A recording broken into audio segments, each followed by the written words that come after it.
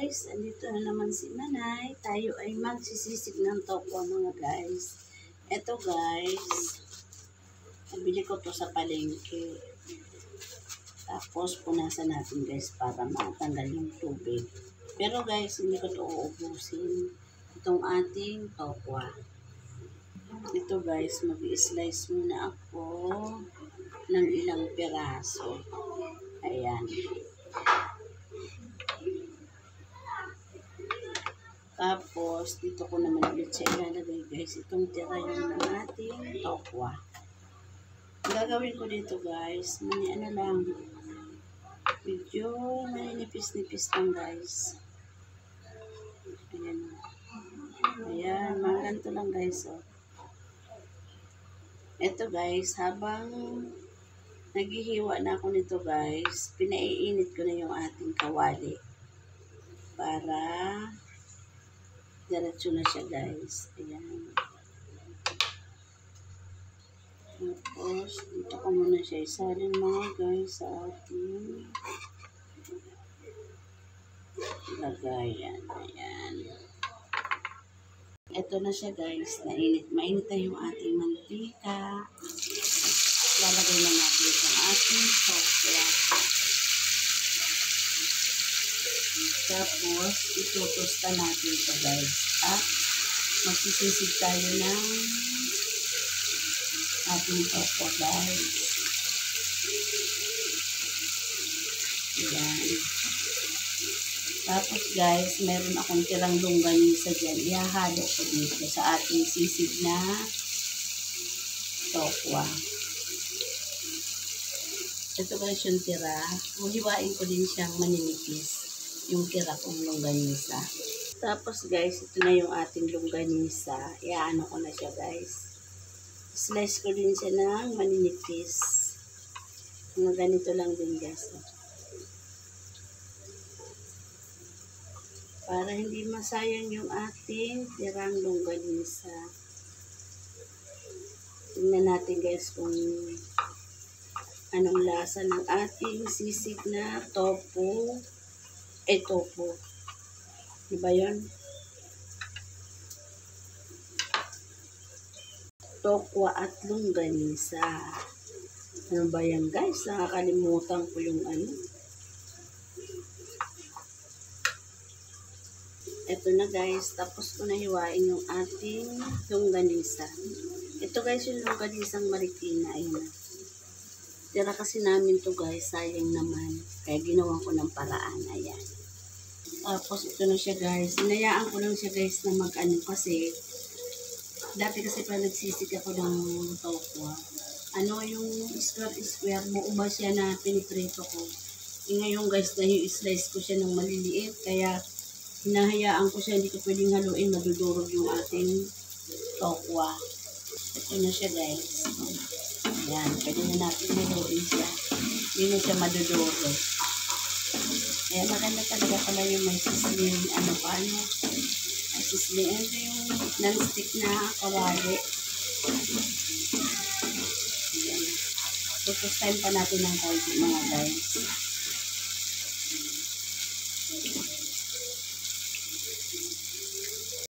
Ngayon guys, luto na yung ating tokwa. Bawasan ko guys yung ating mantika.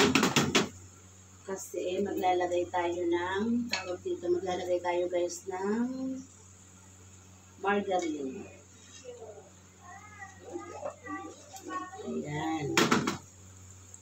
Ito na guys. Tabi-tabi muna natin itong ating tokwa at maglalagay tayo ng star margarine. Tapos yung ating sibuyas, lalagay na natin guys. Sabay na natin yung sili.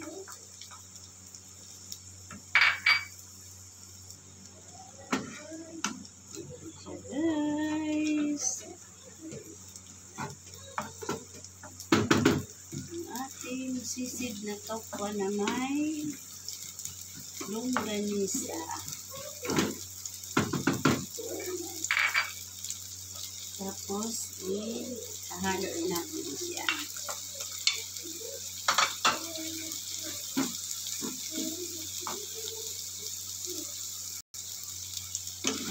I-mix natin guys ang ating. Lalagay lang ako dito guys yung crispy na garlic na binili ko sa palengke. Lagay natin sa ibabaw. Naglagay na tayo ng seasoning. Ito ang ating seasoning guys. More seasoning. Bango. Saka ang ating toyong sauce 1. Saka maglagay tayo ng paminta. Ayan guys, ang ating sisig na tokwa na may longganisa.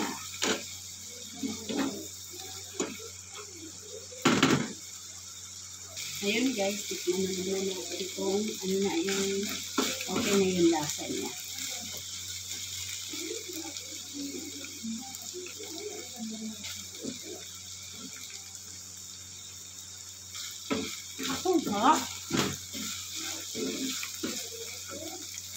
Lagyan natin guys ng chili flakes. Ayan. Hindi masyado manghang yung ating green na sili. Ngayon guys, okay na yung aking sisig na tokwa na may longganisa.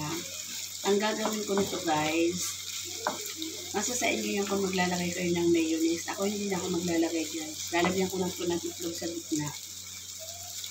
Ayan, ang sarap niya guys. Kasi yung tira namin longganisa kasi inano ko. Ilagay ko dyan kasi sayang naman mga guys. Maglalagay tayo ng isang itlog. Ayan. Ayan guys. Gawin ko na guys dalawa. Ito guys, dinalawa ko na yung ating itlog. Ayan. Ulam na namin to guys na aming magkasawa mamaya. Tanghalian guys. Ayan. Lalagyan ko siya guys ng crispy garlic. Nabili ko to guys sa palengke. Ayan. Ganyan lang guys.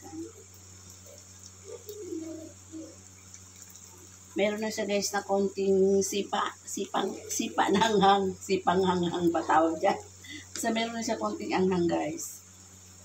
Ramdam ko na yung anghang niya kasi naglagay ako ng chili flakes.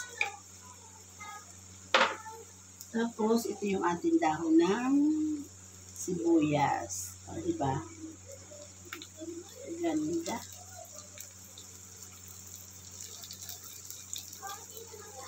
Ayan, kain na tayo mga guys. Ito ang sisig ni Manay na tokwa na may longganisa. Ayan, ubos ko na to guys. Yung ating dahon ng sibuyas. Diba guys? Ang ganda ng ating. Tapos yung tira na yung guys. Iaano ko yung sa adobong, isasaw ko sa adobong kangkong ulit yung aking tirang tokwa. Ayan na siya guys.